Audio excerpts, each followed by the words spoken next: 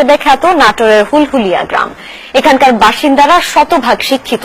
বাল্য বিয়ে ও যৌতুক মুক্ত এই আদর্শ গ্রামে স্যানিটেশন এবং এসএসসি পাস বাধ্যতামূলক। শুধু তাই নয়, স্বাধীনতার পর থেকে এই গ্রামের মানুষের বিরুদ্ধে কোনো মামলা হয়নি। হুলহুলিয়া সামাজিক উন্নয়ন পরিষদ নামের একটি স্বেচ্ছাসেবী সংগঠন সালিশের মাধ্যমে গ্রামের সব বিবাদ নিষ্পত্তি করে। ব্যতিক্রমী এই গ্রাম নিয়ে মুস্তাফিজুর রহমান টুটুলের প্রতিবেদন, জানাচ্ছেন ইমামুল হক। নাটোরের সিংড়া উপজেলা থেকে 12 কিলোমিটার দূরে হুলহুলিয়া গ্রাম, জনসংখ্যা প্রায় 3,500। এই গ্রামের মানুষ দেশের শাসন ব্যবস্থার পাশাপাশি প্রায় 200 বছর ধরে মেনে চলছে নিজস্ব বিচার ব্যবস্থাকেও। এমনকি আর্থিক, সামাজিক ও ধর্মীয় আচার সহ বিভিন্ন কাজ পরিচালনার জন্য রয়েছে একটি গঠনতন্ত্র। গ্রামে আমরা এটা সুস্থ ফয়সালা পাই, আমরা বাইরে যাওয়ার প্রয়োজন হয় না। আমি এর মধ্যে কোনো নারী যে নির্যাতন বা কিছু দেখিনি।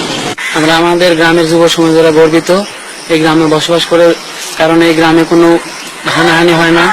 হুলহুলিয়া সামাজিক পরিষদ নামে একটি স্বেচ্ছাসেবী সংগঠন 1940 সাল থেকে গ্রামের সব কার্যক্রম পরিচালনা করছে। আদর্শ এই গ্রামের ছেলে মেয়েদের এসএসসি পাস বাধ্যতামূলক। হুলহুলিয়া একটি আদর্শ গ্রাম।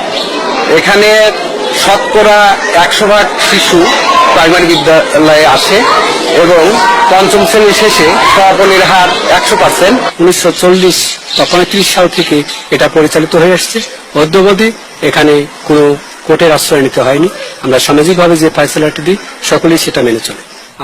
দেশের সব গ্রাম হুলহুলিয়াকে অনুসরণ করলে 2041 সালের মধ্যেই উন্নত আদর্শ দেশ হিসেবে বাংলাদেশ বিশ্বে প্রতিষ্ঠা পাবে, এমনটাই অভিমত জেলা প্রশাসকের। সাম্প্রতিক তথ্য সম্পর্কে তারা ওয়াকিফ না। আসলে বাংলাদেশের প্রত্যন্ত জায়গায় প্রত্যেকটা গ্রামে এ ধরনের মডেল গ্রাম যদি প্রতিষ্ঠা করা সম্ভব হয়, আমার মনে হয় বাংলাদেশ যেটা আমরা উন্নত দেশ হিসেবে কল্পনা করছি, এটা হতে আর সময় লাগবে না। বিশ্বের বিভিন্ন দেশে হুলহুলিয়ার শতাধিক ডাক্তার প্রকৌশলী কর্মরত রয়েছেন বলেও জানিয়েছেন গ্রামবাসী। SATV news desk.